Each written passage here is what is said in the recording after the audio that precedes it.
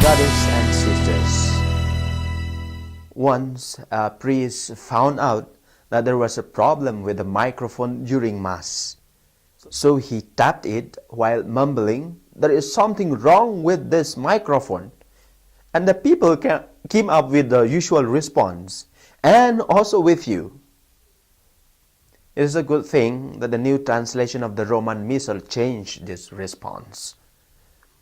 I remember one incident in the seminary where I studied. A seminarian was assigned to do the spiritual reading for meditation before the Holy Mass. Noticing that most of the seminarians were sleepy, he thought of something to wake them up. At the end of the reading, instead of saying, "This is the word of the Lord," he said, "This is the end of the world." And the sleepy seminarians unwittingly responded, "Thanks be to God." I believe all of us here have a healthy hearing. I do not see anybody here with a hearing aid or something stuck in their ears. Physically, we are not deaf, but that does not mean that we hear everything God wants us to hear.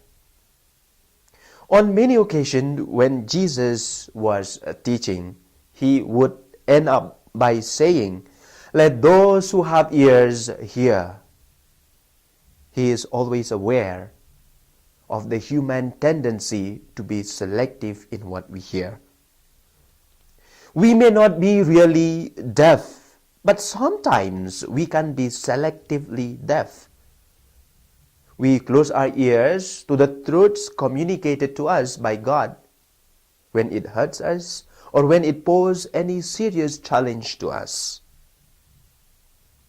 An author uses the term cafeteria Christians. When we go to a cafeteria or a fast food restaurant, we look at the menu or the food on display and just choose to buy and eat the ones that we like. Many people apply this to their spiritual life. They would like to follow Jesus, but only when he talks about rewards and the good things. But the moment he starts talking about the hideousness of our sins, about the need of repentance and conversion, and about the cross, about self-denial, humility, and dying to self, their ears automatically close and they choose to become deaf. Such Christians are obviously the followers of the what we call prosperity gospel, being preached by many false prophets and the televangelists. St. Augustine said, "If you believe what you like in the gospel and reject what you do not like, it is not the gospel you believe, but yourself." I know of a priest, a very close friend of mine, who was assigned to a parish of millionaires and powerful politicians. He had no problem raising funds for the parish, but he had to maintain two versions of his homily every Sunday. One is for the early morning churchgoers. That includes the housekeeper, the cooks, the drivers, the gardeners, and the poor section of society. The other one is more subdued tone and wrapped cautiously and politically correct language, is for the churchgoers late in the morning or in the evening. And these are the families of the rich and the powerful businessmen and politicians. He cannot afford to offend them, for he might lose the huge donations. This is one of the big challenges for us priests nowadays. As ministers of God, we have to exercise our prophetic role. It is our duty to preach the whole truth of the gospel, the teachings of Jesus himself in season and out of season. It is never easy because the gospel is not always pleasant to the ears of some people, There are people who already have their own preconceived ideas and values that are not in conformity with the gospel.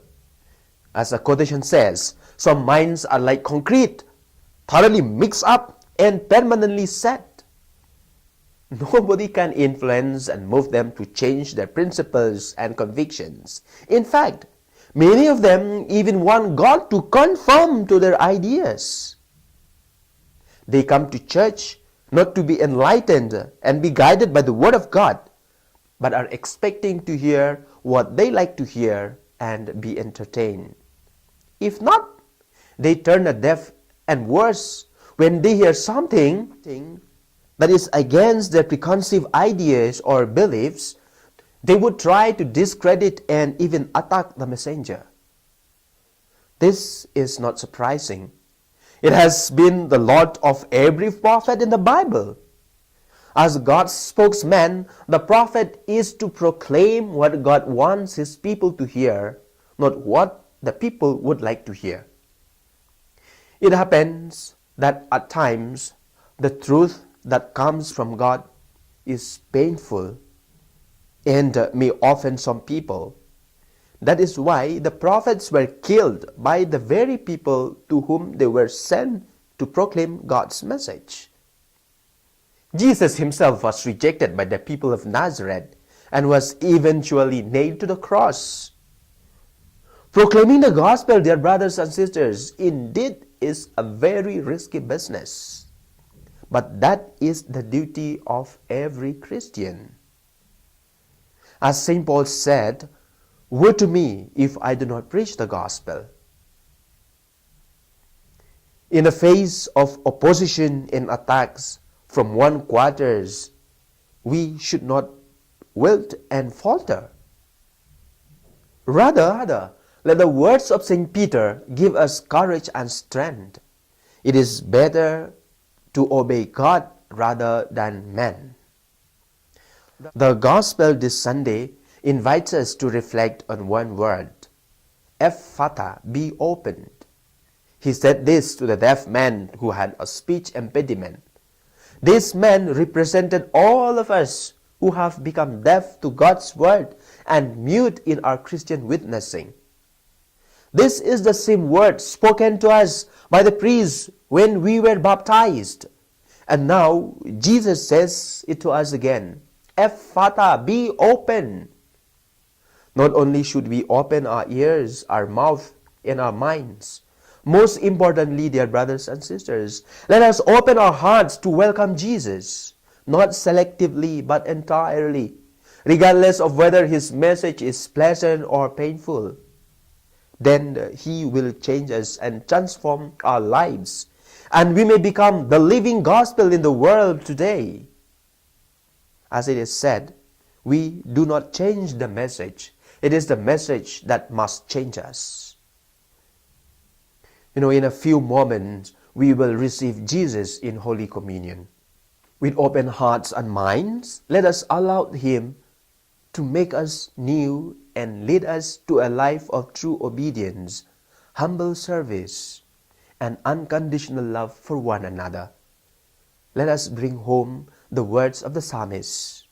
If today you hear his voice, harden not your hearts. We don't change the message. The message changes us. We don't change the message. The message changes us. In the name of the Father, and of the Son, and of the Holy Spirit. Amen.